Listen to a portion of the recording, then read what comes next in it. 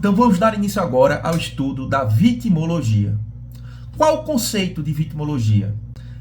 É o ramo da criminologia, então prevalece um entendimento majoritário que a vitimologia integra a criminologia, ou seja, é um dos objetos de estudo da criminologia, embora há algumas vozes que defendam que se trata de uma disciplina autônoma, de uma ciência autônoma à criminologia, mas esse segundo entendimento não prevalece. Então prevalece o entendimento que a vitimologia integra o estudo da criminologia, é um ramo de estudo dentro da ciência criminológica. Dando continuidade, responsável pelo estudo científico destinado a diagnosticar a natureza, extensão e causas da vitimização em um conflito criminal, mesmo em casos de não intervenção do direito penal. Segundo Benjamin Mendelssohn, e é importante trazer o conceito deste autor porque ele é considerado o pai, pelo menos, da fase científica do estudo da vítima, responsável, portanto, pelo nascimento da vitimologia, e para ele, a criminologia é a ciência que se ocupa da vítima e da vitimização, cujo objeto é a existência de menos vítimas na sociedade, quando esta tiver real interesse nisso. E quais são os objetivos da vitimologia? Primeiro, diagnosticar a natureza, extensão e causas da vitimização. Segundo, estudar as circunstâncias dos crimes e o papel que a vítima pode ter desempenhado no evento criminoso. Terceiro, estudar as consequências do delito para as vítimas. É importante esse objetivo da vitimologia. Quarto, estudar as interações entre as vítimas e os infratores criminais. E quando surgiu a vitimologia?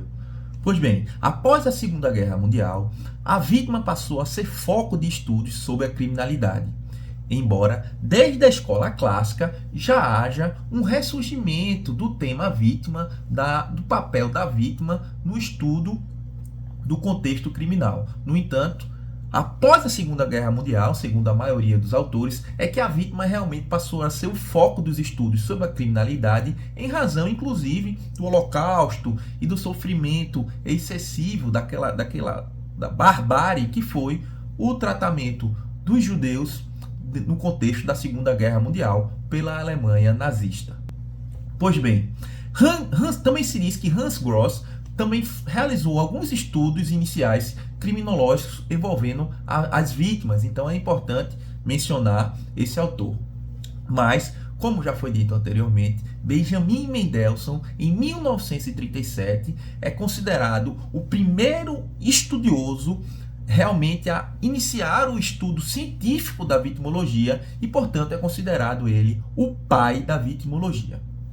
Quais são os principais marcos históricos da vitimologia? Como já foi dito, Benjamin Mendelssohn, ele é considerado o pai da criminologia e ele proferiu uma conferência chamada Um Horizonte Novo na Ciência Biopsicossocial, a vitimologia, em 1947, é um importante marco histórico, além da publicação do livro em francês, A Vitimologia, Ciência Atual, no ano de 1957. Outro estudioso, bastante citado pela doutrina, que também é considerado um importante precursor, histórico do estudo da vitimologia, é Hans von Herting, e ele publicou um estudo chamado The Criminal and His Victim, em 1948, nos Estados Unidos, e também influenciou, portanto, o nascimento do estudo da vitimologia. Quais os primeiros estudos sobre vitimologia no Brasil? A doutrina costuma mencionar que Edgar de Moura Bittencourt, com a publicação da obra Vítima, em 1971, foi o primeiro estudioso a publicar uma obra sobre vitimologia no Brasil. Ou seja, foi o primeiro estudo brasileiro sobre o tema.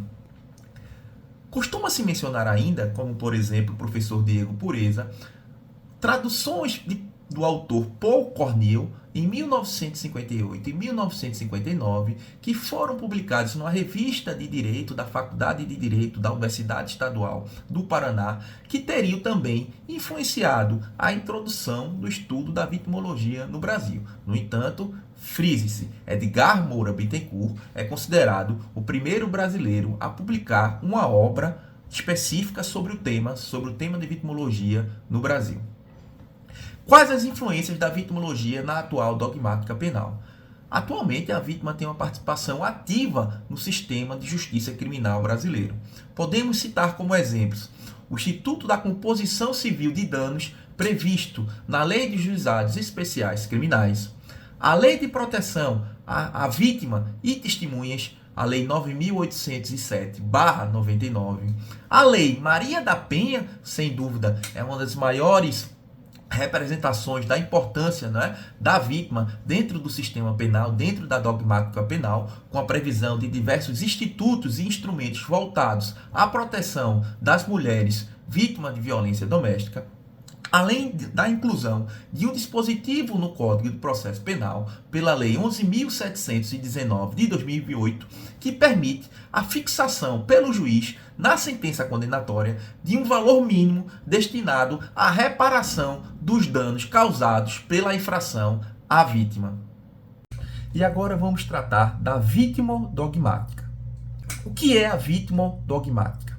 É o estudo da contribuição da vítima para a própria caracterização do delito, bem como sobre sua influência no cálculo da dosimetria da pena. Lá no artigo 59 do Código Penal, fala sobre o comportamento da vítima, fala que o comportamento da vítima pode influir na dosimetria da pena, quando ela de alguma forma contribui para a causação do evento criminoso. Pois bem, dentro da vitimodogmática temos duas alas, uma moderada e uma ala radical. Para essa ala moderada, que defende uma teoria moderada, o comportamento da vítima deve repercutir apenas no âmbito da dosimetria da pena, amenizando a responsabilidade penal do agente, sem, no entanto, afastar por completo a aplicação da lei penal. No entanto, para uma ala radical, em alguns delitos, a vítima acaba não sendo merecedora da proteção penal, por não observar os deveres mínimos de cuidado e autoproteção. Costumam ser citados como exemplos os crimes de estelionato, em que a vítima acaba sendo enganada, acaba caindo em algum golpe, mas ela está movida, nesse caso, pelo excesso de ganância ou negligência. Como, por exemplo, naqueles golpes do bilhete premiado, que o indivíduo oferece um bilhete premiado, ou inventa um ardil, um artifício para dizer que não pode, retirar o prêmio, e vende um bilhete premiado que vale milhões por um valor bastante inferior pela vítima. Nesse caso, seria, para a ala radical, um caso de afastamento da sanção penal para o infrator, em razão da vítima não merecer, nesse caso, proteção penal. Lembrando que essa ala radical, no direito penal brasileiro, ela não é acolhida, porque o comportamento da vítima, no máximo, influencia a dosimetria da pena. No entanto, ela não afasta por completo a aplicação da lei penal. E agora vamos estudar a relação entre a vitimologia e os modelos de reação ao delito. O papel da vítima varia conforme o modelo de reação da sociedade ao crime. Temos três modelos: o modelo dissuasório, clássico ou retributivo, com foco na punição do criminoso. Neste caso, o objetivo primordial é intimidar o criminoso e punir de forma proporcional o dano. Os protagonistas no modelo dissuasório são o Estado e o criminoso, e a vítima fica excluída do processo. Temos ainda o modelo ressocializador, com foco na reintegração do delinquente à sociedade. Nesse caso, além do Estado como aplicador da pena, a sociedade passa a ter um papel fundamental no processo de ressocialização do indivíduo. Nesse modelo ressocializador, a vítima ainda permanece sem importância no processo. Temos ainda o modelo restaurador, também chamado de justiça restaurativa. Neste caso, o foco é restaurar a situação anterior ao crime. O modelo restaurador tem como objetivo ajudar a vítima e também restabelecer a ordem social vigente. Neste caso, a vítima passa a ter uma participação fundamental nesse processo de reação ao delito, como, por exemplo, a participação da vítima prevista nos institutos de composição consensual do conflito criminal previsto na Lei de Juizados Especiais Criminais. Fases da vitimologia. As fases da vitimologia consistem na linha do tempo, num esboço histórico da importância da vítima dentro do contexto criminal. Inicialmente, temos a Idade do Ouro, que prevaleceu desde os primórdios da civilização até a Alta Idade Média. Nesse período, prevalecia a vingança privada e o protagonismo total da vítima no exercício da sua autotutela penal. Como exemplo deste período, costuma ser citado a Lei do Talião. Posteriormente à Idade do Ouro, temos a fase de neutralização da vítima, que tem início na Baixa Idade Média, com a crise do feudalismo no século XII. Nesta fase, a vítima perde a sua importância, o seu papel de protagonista e é substituída pelo soberano.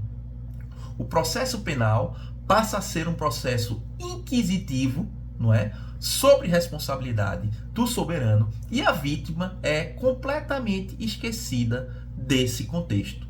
E por fim, temos a fase de revalorização ocorrida no século XX, também chamado de período humanista. É preciso destacar que desde o século XVIII, a escola clássica já havia inicialmente reintroduzido a vítima dentro do estudo do delito, da criminalidade, do cenário criminal. No entanto, prevalece o entendimento que foi no século XX, após a Segunda Guerra Mundial, com as trágicas consequências que essa guerra teve sobre os judeus, não é? Que realmente houve um ressurgimento, a revalorização do estudo da vítima dentro da vitimologia, inclusive com o nascimento da vitimologia pelo conhecido pai da vitimologia, o Benjamin Mendelssohn. Processos de vitimização. Os processos de vitimização podem ser considerados uma série de eventos que podem levar uma pessoa a ser identificada como vítima. O processo de vitimização é classificado em 4 modalidades: o processo de vitimização primária, secundária, terciária ou quaternária. O processo de vitimização primária é aquele que decorre do impacto direto do crime sobre a vítima. Já o processo de vitimização secundária envolve o sistema formal de justiça, as agências oficiais de controle, polícia, Ministério Público e Poder Judiciário, que durante o procedimento de persecução penal podem agravar o sofrimento da vítima. Um grande exemplo que pode ser citado são as vítimas que podem ser de crimes sexuais submetidas a constrangimento nas delegacias de polícia ou mesmo em audiências judiciais, a depender do conteúdo das perguntas que são formuladas pelas partes. Processo de vitimização terciária diz respeito à estigmatização, à falta de apoio das agências de controle e da sociedade em relação à vítima, que se vê completamente abandonada ou desestimulada a denunciar o crime e procurar as agências de controle de persecução penal. Existe uma segunda corrente de Sérgio Salomão Checaira, que afirma que o processo de vitimização terciária diz respeito ao excesso de sofrimento ilegal, sofrido pelo autor de um crime, que eventualmente seja vítima de tortura, maus tratos ou violência por parte das agências de controle formal, polícia.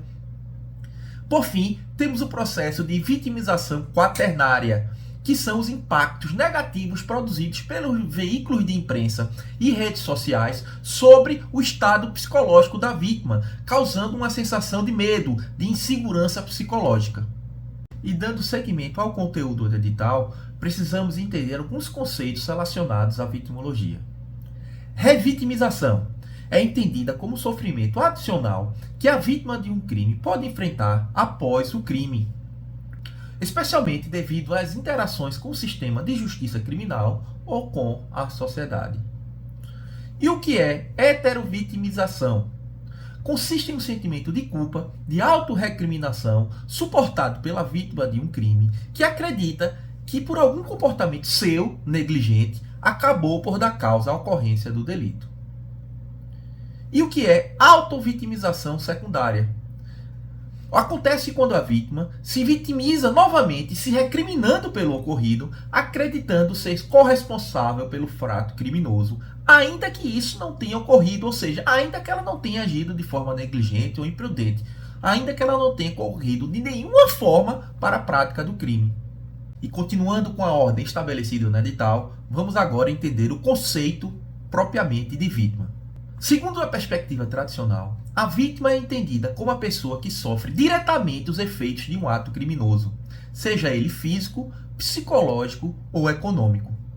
Essa definição pode ser ampliada para incluir pessoas jurídicas e toda a coletividade, especialmente em casos de crimes ambientais ou financeiros, onde os danos são difusos e afetam uma grande parte da sociedade. Classificação das vítimas. Uma das classificações mais conhecidas é de Benjamin Mendelssohn, e ele propôs uma tipologia das vítimas com base no grau de responsabilidade ou contribuição da vítima para a ocorrência do crime. Existem ainda outras classificações da vítima, como por exemplo a de Hans von Hentig. Pessoal, e agora uma breve pausa para um recado bem importante. O roteiro das aulas aqui apresentadas está tendo como base um resumo que eu elaborei previamente, baseado nas principais obras de criminologia para concursos do mercado editorial brasileiro. Esse resumo será disponibilizado para vocês, basta vocês seguirem as instruções que eu vou colocar na legenda da próxima aula, a próxima que será a nossa última aula, e eu acredito que esse resumo tem um enorme potencial de ajudar vocês a resolver, a enfrentar essas questões de criminologia da prova do concurso público de delegado de polícia do estado de Minas Gerais. Além desse resumo, eu elaborei um roteiro adicional, um índice com base em palavras-chave voltados a uma revisão véspera de prova, aqueles candidatos que querem fazer uma revisão de última hora ou que não tiveram tempo de estudar pelo resumo mais completo, que tem 60 páginas, é um arquivo em PDF em 60 páginas. No entanto, esse resumo por palavra-chave virá auxiliá-los a relembrar dos principais conceitos, e aqueles que realmente não conseguiram ler o resumo por inteiro, o resumo mais complexo, poderá sim auxiliá-los a pelo menos entender os conceitos principais da matéria de criminologia que será cobrado na prova do concurso público. Então não percam, as instruções estarão na legenda do último vídeo da referente à última aula da presente revisão. E agora vamos estudar as síndromes que podem afetar a vítima. Síndrome é um termo médico utilizado para descrever um conjunto de fenômenos psicológicos relacionados às vítimas de um crime. Vamos iniciar pela Síndrome de Estocolmo. A Síndrome de Estocolmo é um fenômeno psicológico em que a vítima desenvolve sentimentos de simpatia ou afeto pelo agressor/sequestrador. Este nome deriva de um famoso caso de sequestro ocorrido em Estocolmo em 1973. Na Síndrome de Estocolmo, a vítima desenvolve uma relação emocional com seu captor, com seu sequestrador. No caso, o caso paradigmático de referência foi um sequestro. E, segundo os estudiosos, trata-se de uma estratégia inconsciente da vítima pela sobrevivência. É uma tentativa do indivíduo de fazer uma aliança com o criminoso para reduzir o perigo de dano contra a sua integridade física. Síndrome de Londres. Na Síndrome de Londres, o comportamento da vítima é absolutamente oposto ao da Síndrome de Estocolmo. Na Síndrome de Londres, a vítima resiste ou recusa em colaborar com seu sequestrador ou com o criminoso eventual em caso de outros crimes. A vítima apresenta uma resistência psicológica, uma recusa em ceder ao controle do agressor. Síndrome de Mulher de Potifar. Nesse caso, a vítima não é vítima. É a mulher que faz falsas acusações de assédio sexual ou tentativa de estupro contra o homem com a única e exclusiva missão de prejudicá-lo. A Síndrome da Mulher de Potifar é inspirada na história bíblica de José e a esposa de Potifar, relatada no livro de Gênesis. Nela, a esposa de Potifar faz falsas acusações contra José, motivada pelo fato de José ter recusado manter relações com ela. Fenômeno de escotoma. Nesse caso, a vítima padece de uma cegueira psicológica que a impede de enxergar que está na qualidade de vítima. Ela não percebe a gravidade ou a realidade de uma situação criminal de que ela está sendo vítima e muitas vezes deixa inclusive de denunciar. Esse fenômeno pode estar associado aos casos de violência doméstica, em que a mulher sofre diariamente violência psicológica e acredita que não está nessa situação, não se enxerga numa situação de violência doméstica, deixando de denunciar o agressor. Escotoma é um termo médico que refere-se à perda parcial ou total da visão em uma área do campo visual. Aplicado esse conceito e adaptado para a criminologia, se considera quando as vítimas ou terceiros observadores, esse fenômeno também pode atingir terceiros que enxergam aquela situação, enxergam o sofrimento de uma vítima de um crime, no entanto deixam de reconhecer essa situação. Isso pode acontecer em razão de preconceitos ou traumas pessoais.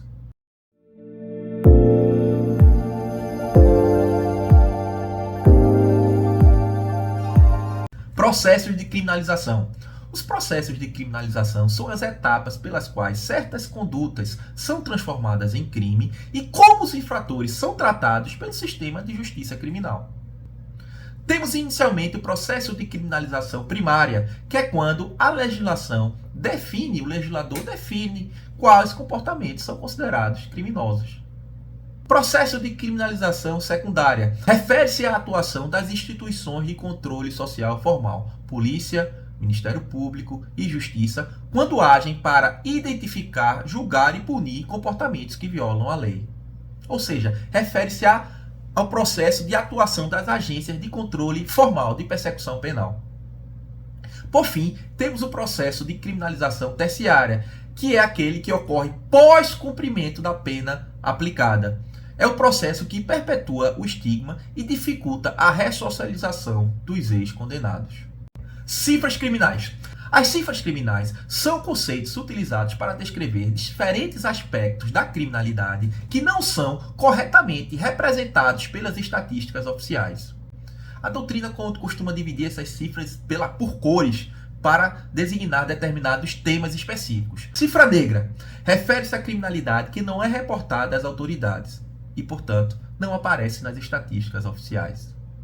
Cifra dourada é a criminalidade do colarinho branco, que não integra as estatísticas oficiais. Muitas vezes se deixa de dar a atenção devida aos crimes de colarinho branco e também a dificuldades materiais de se identificar esses crimes, por tratar muitas vezes de crimes financeiros e econômicos com vítimas difusas, ou seja, crimes que atingem toda a coletividade e não há um registro de ocorrência de uma vítima determinada. Então, acaba ocorrendo uma grande imagem de crimes de colarinho branco que não são comunicados às autoridades e, portanto, não integram as estatísticas oficiais.